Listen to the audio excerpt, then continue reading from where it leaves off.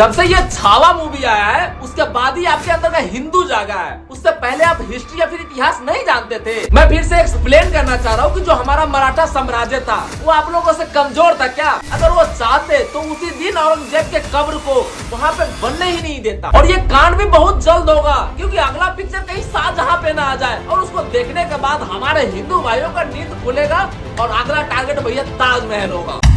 अभी जो नागपुर में हिंसा हुआ है जिसमें इतने लोग जो घायल हुए हैं उसका जिम्मेदार कौन है? बजरंग दल या फिर आजकल के पॉलिटिशियन? क्योंकि हमारा हिंदू इतना कमजोर नहीं हो सकता जो 300 साल पुराना कब्र को खोदकर उसे हटाना चाहेगा। हम सभी लोग जानते हैं कि जो औरंगजेब था वो कितना दोगला किस्म का इंसान था, बट वो अब मर चुका है और जो मर जाता है वो नहीं किसी का दोस्त या फिर दुश्मन होता है।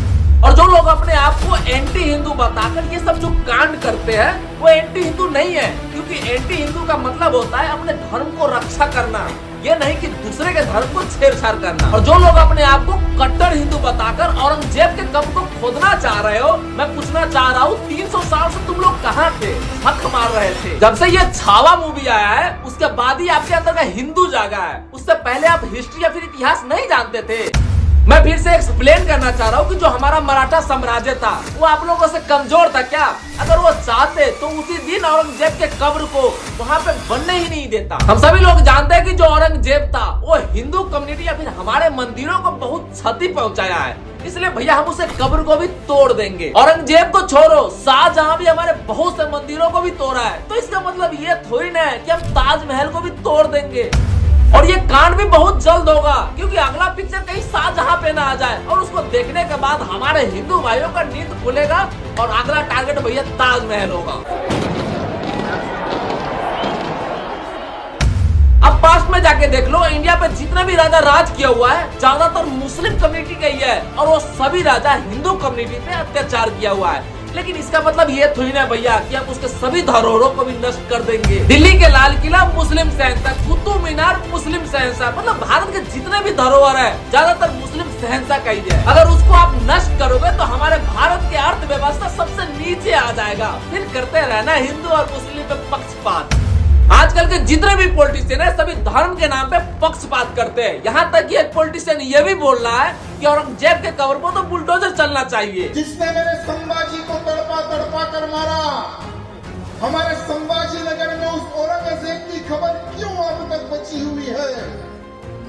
देवेंद्र जी, मुझे अच्छा याद है आपने कहा था कि उस औरंगजेब की खबर पर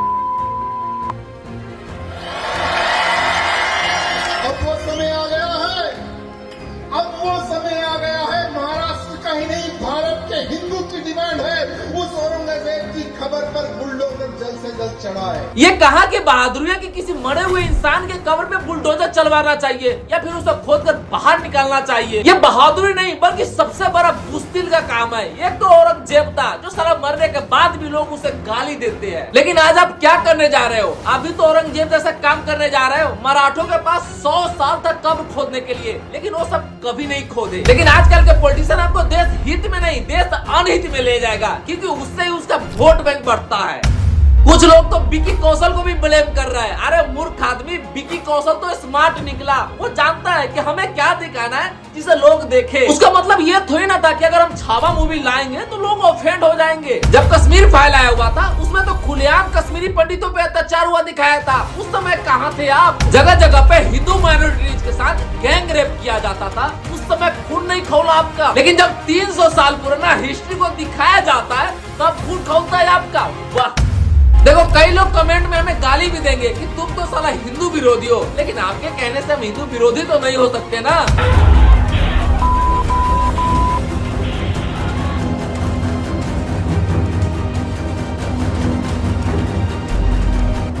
Everybody knows that I'm breaking down.